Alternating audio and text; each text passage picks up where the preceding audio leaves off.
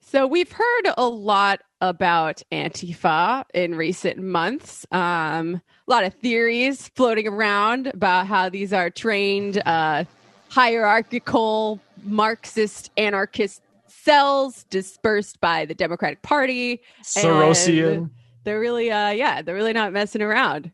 So, as we know, the protests against police have continued in the wake of the failure of the Louisville DA to charge the cops who killed Breonna Taylor with any kind of substantial crime.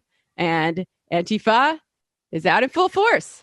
This is concerning to some of the Republicans out there, as well as the Democrats. Actually, we've heard what Joe Biden has to say, but let's hear what Laura Logan has to report. You know what's quite interesting, Lou? I have actually been speaking to people who live in Portland. And when you look at the news from the outside, you speak to them, you think everybody's going to be 100% behind Wheeler. And it's not what you find at all. In fact, there are many, many, many people in Portland.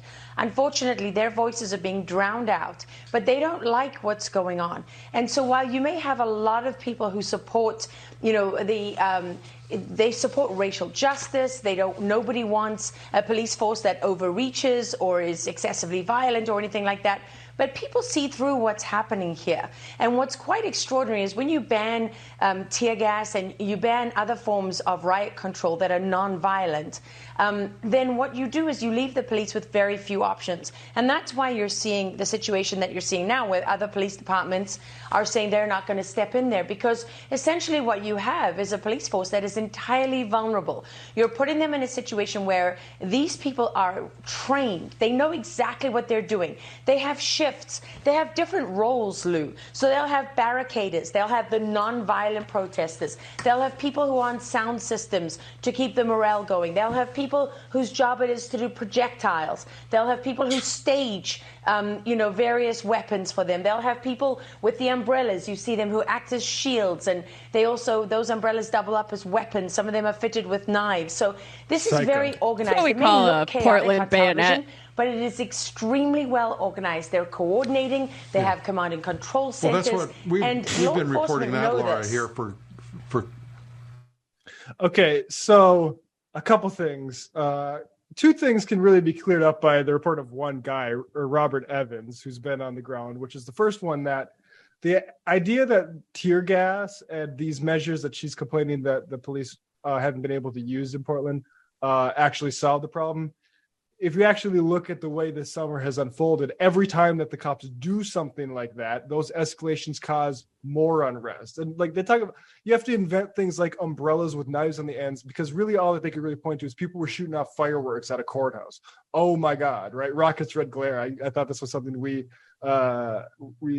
celebrate in this country. I mean, whatever, right? Like, I don't think that, like, just ridiculous that this is, but just put that in context of those fireworks and I guess umbrella knives.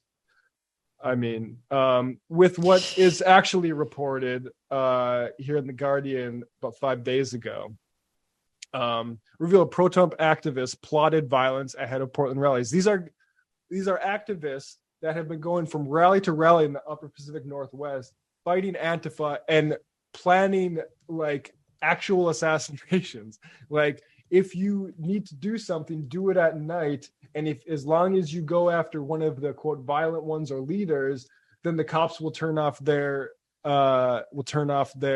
cameras.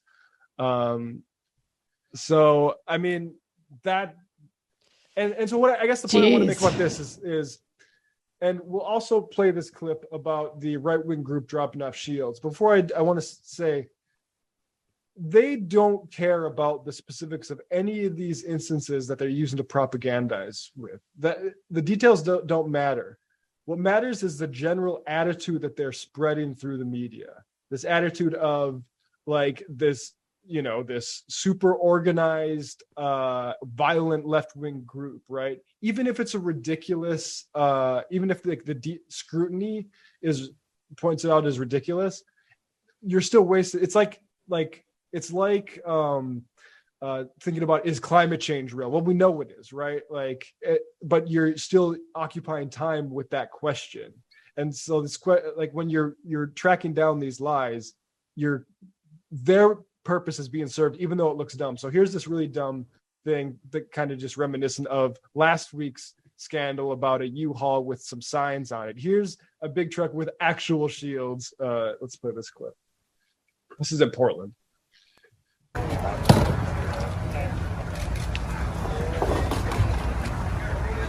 Last time I came to give a Back the Blue speech, a bunch of bad guys came up and started throwing shit balloons, smoke grenades, glass bottles, started shooting paintballs at everybody. So I figured that these shields would be a good thing in case somebody comes in and starts getting aggressive. There's a way to protect. American Wolf. Who are you? What's the American Wolf? A man or woman of action, not words. So heavy presence. Why are you talking?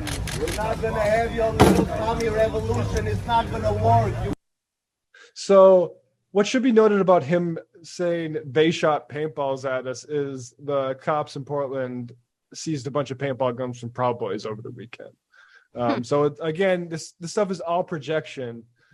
And the problem is, like, you know, I mean, this is funny, right? Especially compared to the U-Haul story last time, but why it works for them is all they're doing is setting attitudes for like foot soldiers. Exactly. I mean, go ahead. Oh, well, I was just going to say, to be fair, like, there is some fighting that goes down, and anti-fascist organizers do have self-defense trainings, right? Project Veritas just thought they had this real big gotcha when they were infiltrating local anarchist community space in Brooklyn to see their self-defense trainings, and they edited the video to make it look like they're training these like aggressive super soldiers. But the important thing to remember is that anti-fascism is a reactive force to fascist violence that's occurring in the first place. And a lot of the time, what these, even if they look like street fights, right, what they're doing, what they serve to do is to protect the peaceful protesters who did not sign up for any of this from the violent right-wingers who go there specifically to hurt and sometimes kill the protesters there. Like Cornel West said in Charlottesville, if it weren't for the Antifa kids, we would have been crushed like insects. He wasn't just being hyperbolic. Like, the right-wingers show up to these things with the purpose of doing violence to people. And if you don't have anyone who's at least somewhat trained and equipped to deal with that violence, then it's going to be much, much worse. Yeah. I mean, I'm just reading everyone should check out this Guardian article, revealed pro-Trump activists plotted violence at a Portland rally. And particularly if you're on Facebook, which is just a right-wing propaganda machine at this point, share it on that, because like the way the awareness that these guys are having, this guy who has 1776 2.0, and he says, yes, going after them at night is a solution, like we do in other states. Tactical ambushes at night while backing up the police are key. You get the leaders and the violent ones, and the police are happy to shut their mouths and cameras. Violence against the left wing is how this world has made, right? Vincent Bevan's The Jakarta Method is, I think, the most important book that's been released this year, because this wasn't just the free market winning the battle of ideas. And we are getting closer and closer to something like that happening more overtly in this country, right? Like Department of Homeland Security goon squads swarming on the alleged shooter in, I believe it was Portland, whereas Rittenhouse gets made a hero. That's the dynamic here in this country, and you see how that develops. And I mean, it just, I guess now it's to see like what degree it matures to.